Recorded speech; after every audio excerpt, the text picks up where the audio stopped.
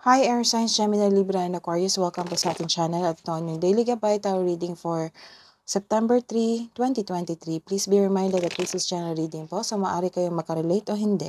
Just take what resonates. Gamitin ang reading na ito bilang gambay lamang. Balik po kayo dito bukas para sa ating Daily Gabay Tarot Reading for September 4, 2023. Please like, subscribe, and click bell button para updated po kayo sa daily tarot reading natin. Maraming salamat po.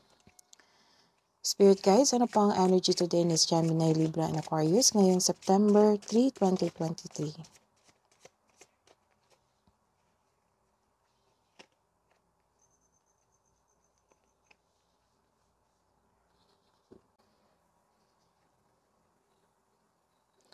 Nagkaroon kayo ng satisfactions?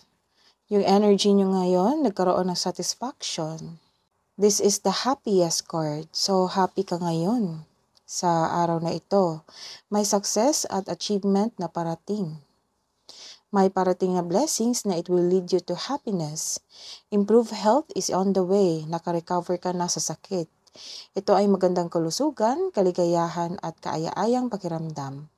May nakikita rin akong reunion dito, old friend, partner, or a family member. Komportable ka at secure ka sa bahay mo. May mga bisita kang mga bata na naghahatid sa iyo ng kaligayahan. Enjoy your success. This is a reverse card. Nagkaroon ng generosity with string attached. This card warns na some of you ay naghihintay ng kapalit sa bawat bigay mo. Hindi nagbibigay ng time o halaga. May nakikita rin akong tao dito na hindi nagbibigay ng time o halaga. Or mahigpit sa kanyang savings. O kuripot. May nangutang sa iyo na hindi nagbayad.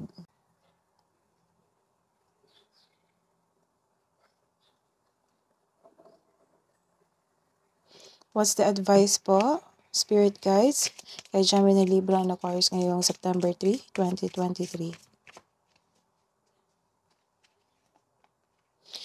Infinite abundance. So this is the confirmation that you are receiving abundance. So infinite abundance. Abundance is pouring into your life. So claim it. Claim mo na yan, Gemini, Libra, and Aquarius.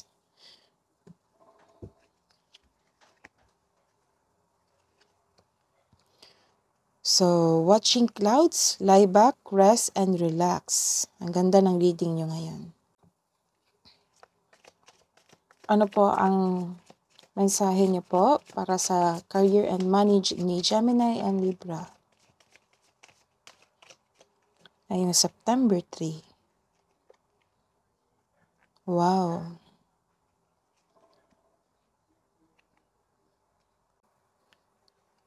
Ngayong araw na ito, marami kang naiisip na bagong idea ngayon para sa ikabubuti ng iyong negosyo o trabaho at kaperahan. Malakas ang inyong intuition ngayon. Sa buhay, karera at kaperahan, may kontrata akong nakikita dito. Maaring magbasa muna bago pumirma. Listen to your intuition also. Baka kasi may hidden charges or makadiscover ka ng deal na naging too good to be true. Kaya be wise at mag-ingat sa kontratang ito. Let's see your love and romance, Gemini, Libra, and Aquarius ngayong September 3, 2023.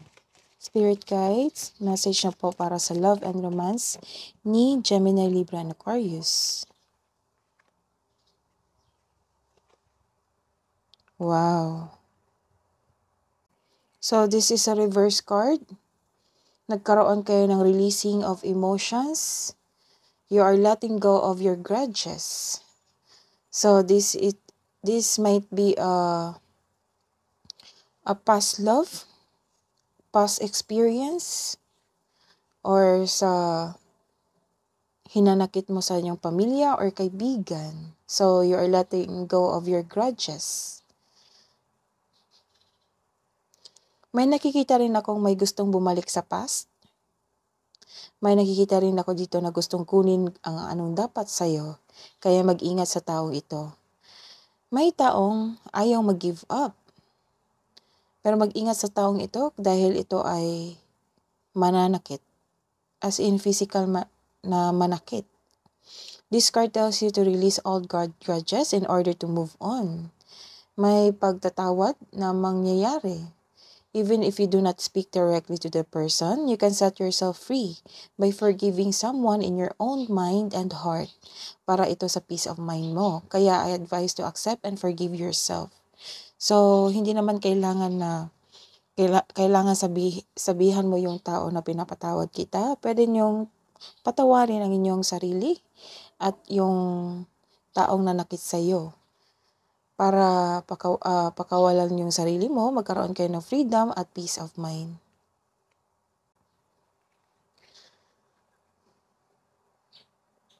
Happy kayo ngayon? May nakikita akong bagong connection dito sa mga single. May romance na parating para sa mga single. Maaring parating na ito or nasa harap mo na. Sa mga may karelasyon dyan, the couple is divinely guided. Maaring siya na ang soulmate mo. What is the love advice for air signs, Gemini, Libra, and Aquarius ngayong September 3? Forgiveness. So this is the confirmation na to forgive someone, to forgive yourself, to release your emotions, to let go your grudges. So forgiveness, the advice is forgiveness. Stop focusing your energy on past events, for life is too precious to waste. You create your reality by what you think, dream, and imagine. What's the advice pa po para sa air signs, Gemini, Libra, and Aquarius?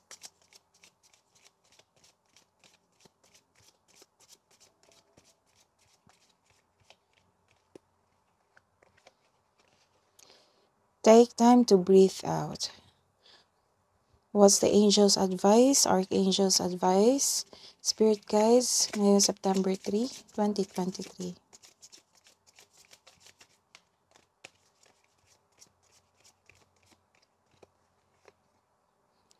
So this is the confirmation.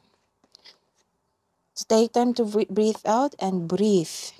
Message from Archangel Raphael. Take several deep breaths and exhale slowly to awaken your energy and to release old patterns. So this is the 4 cards na nagbigay ng confirmation to forgive yourself, to forgive someone, to let go your grudges, forgiveness, and breathe in, breathe out, let go of your grudges, and message from Archangel Raphael. So, that is your reading today, Gemini, Libra, and Aquarius. Balik po kayo dito bukas sa September 4 reading. Please like, subscribe, and click bell button for notification para po updated kayo sa daily tarot reading natin. Maraming salamat po.